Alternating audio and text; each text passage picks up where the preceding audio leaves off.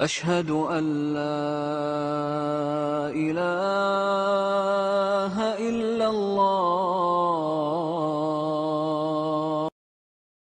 Bismillah ar-Rahman ar-Rahim. Comment peut-on mourir sans la vérité? Aujourd'hui, notre frère suisse converti à l'islam, il va nous parler, Inch'Allah, d'une autre miracle scientifique dans le Coran. Au nom de Dieu, le tout clément, le tout miséricordieux. Caractéristique des mers profondes. Allah exalté soit-il dit, les actions des mécréants sont encore semblables à des ténèbres sur une mer profonde.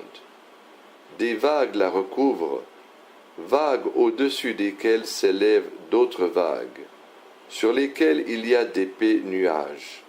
Ténèbres entassées les unes au-dessus des autres. Quand quelqu'un étend la main, il ne la distingue presque pas. Celui qu'Allah prive de lumière n'a aucune lumière. Sourate la lumière, verset 40. An-Nur. La vérité scientifique. Encyclopédie.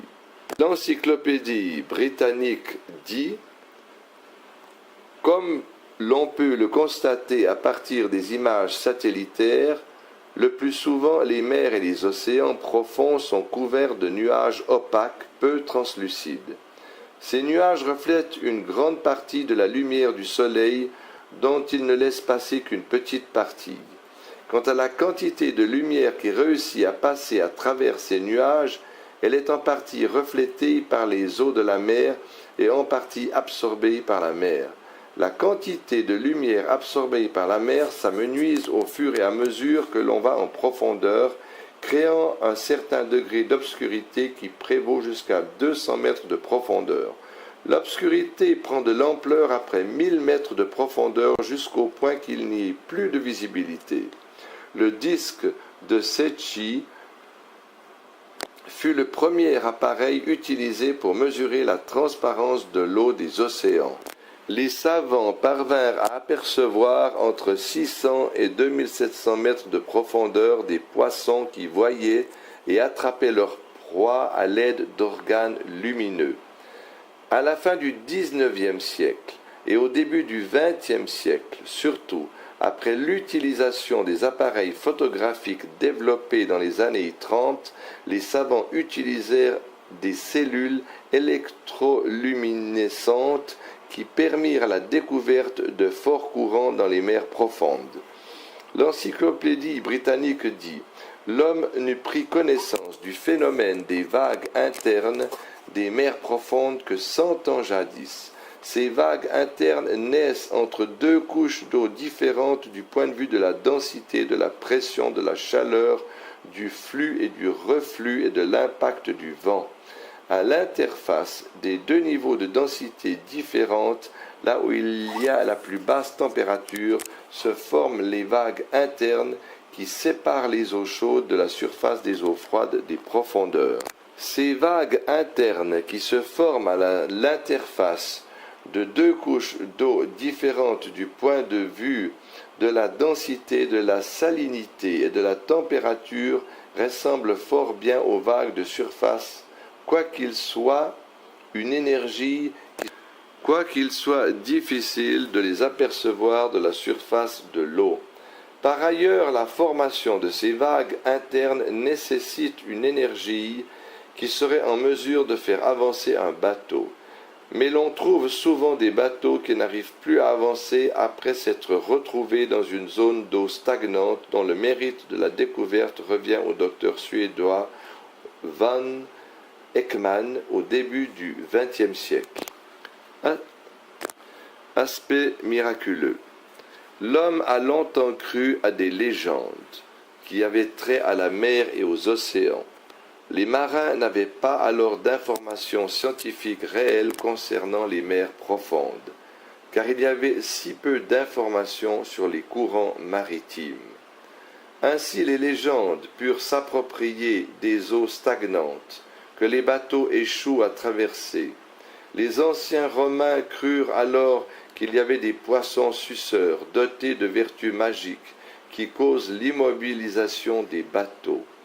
Bien que ces anciens savaient l'impact du vent sur les vagues de la surface et les courants, il leur était très difficile de savoir quoi que ce soit sur les vagues internes des mers profondes. L'histoire de la science démontre que les études océanographiques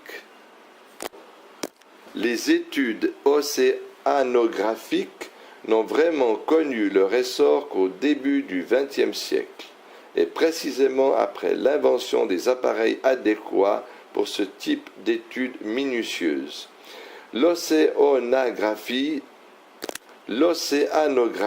moderne a donc réussi à percer les mystères des mers profondes et des océans en découvrant deux phénomènes importants qui sont d'une part l'obscurité des mers profondes et d'autre part les mouvements des vagues internes. Le verset coranique cité plus haut fait allusion à ces deux phénomènes de façon explicite.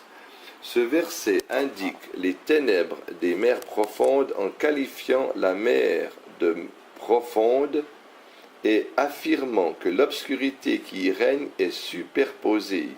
Les exégètes disent à ce propos que les ténèbres en question sont l'ensemble des obscurités des nuages, des vagues et de la mer. Ténèbres qui privent de la vue quiconque y plonge. Les nuages condensés qui sont au-dessus de ces mers reflètent une partie de la lumière du soleil, tout comme les vagues de surface reflètent une autre partie de la lumière du soleil. Après quoi, les eaux absorbent les couleurs du spectre qui proviennent du soleil, couleur après couleur, jusqu'à ce que ces couleurs s'effacent complètement. Puis vient le rôle des vagues internes qui plongent les mers profondes dans une obscurité si noire que même l'on ne pourrait y voir sa propre main.